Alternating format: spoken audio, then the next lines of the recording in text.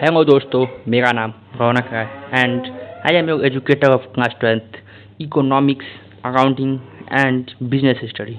Let me start our first chapter of economics, national income and their aggregate, जिसका कई book में नाम है सर्कुलर फ्लो ऑफ इनकम.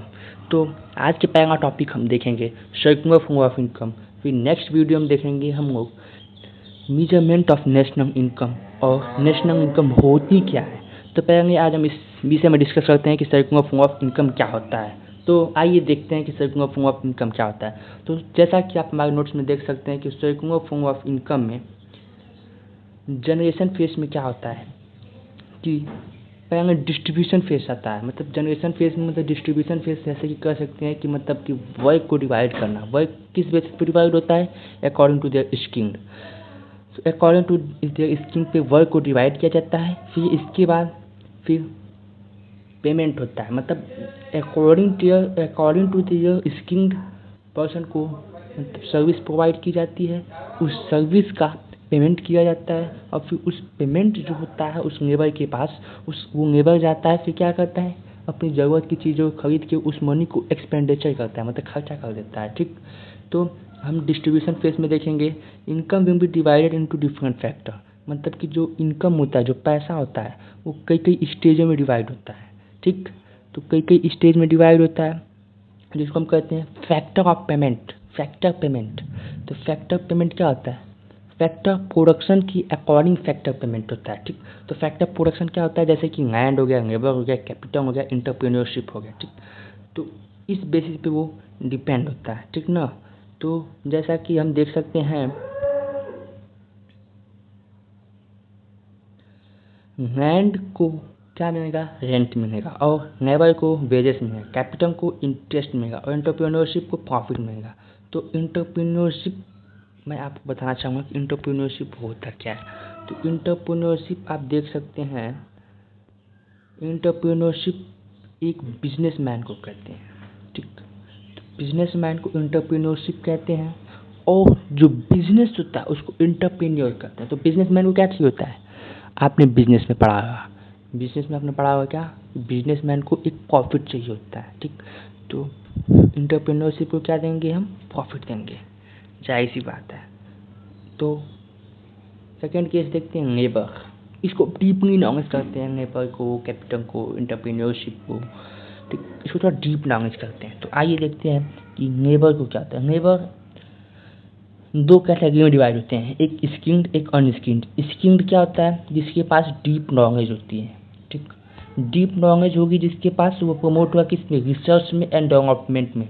ठीक, रिसर्च एंड डेवलपमेंट मैक्सिमाइजेशन. अधिक से अधिक क्या करेगा? वो रिसर्च करेगा, किसी चीज़ के बारे में खोज करेगा और उसको डेवलप करेगा, मतलब उसको आगे बढ़ाने का प्रयास करेगा. ठीक, और जिसके पास अनस्किल्ड होंगे, तो जो अनस्किल्ड होगा वो क्या करेगा? जो अनस्किल्ड होगा वो काम क्या कर सकता है? जो अनस्किल्ड होगा वो काम यही करेगा लेबर का. ठीक, समझ गए? वो काम क्या करेगा? लेबर का करेगा. तो आइए देखते हैं इसके बाद कैपिटल. तो कैपिटल को क्या मिलेगा? इंटरेस्ट मिलेगा. तो इंटरेस्ट किस बेसिस पे मिलेगा? आइए देखते हैं. कैपिटल अगर कोई इन्वेस्ट किया किस में? प्राइवेट सेक्टर में. तो प्राइवेट सेक्टर में कैपिटल को इन्वेस्ट करेगा तो उसका अकाउंट में क्या होगा? प्रोडक्शन उसका इंक्रीज होगा.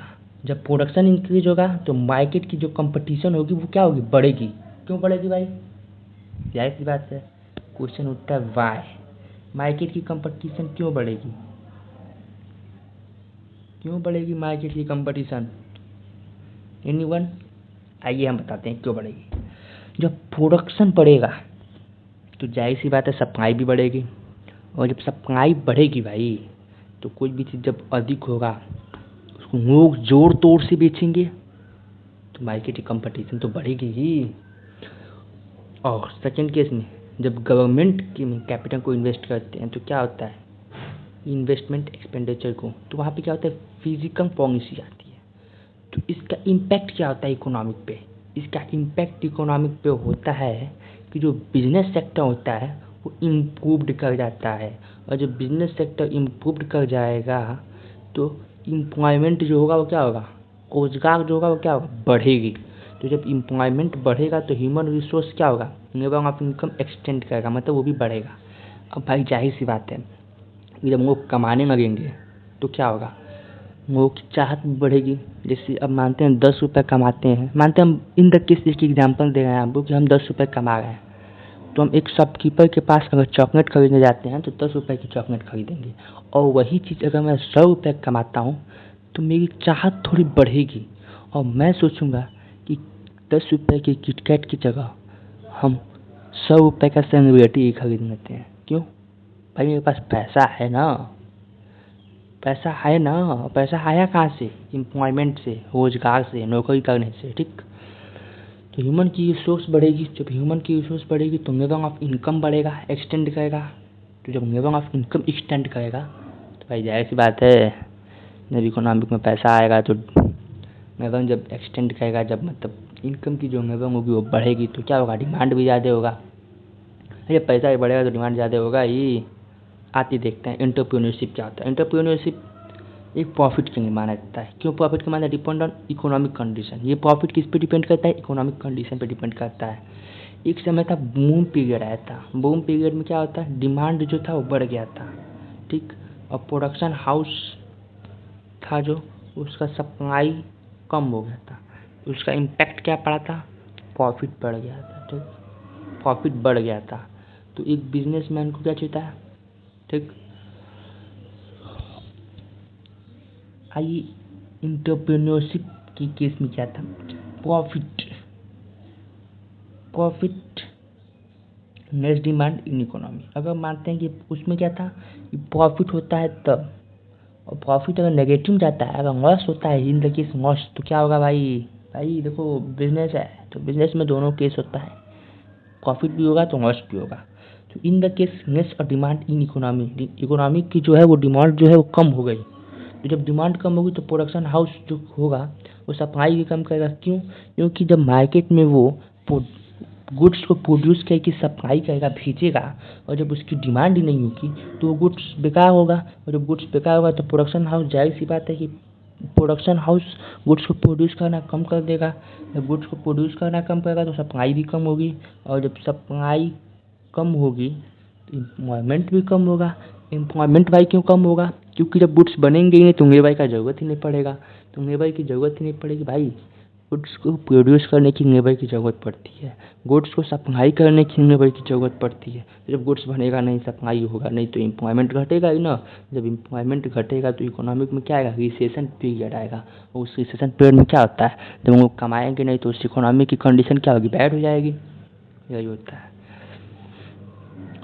अब यहाँ पे सेक्टर ऑफ इकोनॉमिक देखते हैं। तो सेक्टर ऑफ इकोनॉमिक में टू सेक्टर ऑफ इकोनॉमिक में क्या होता है, consumer, producer, house hold sector.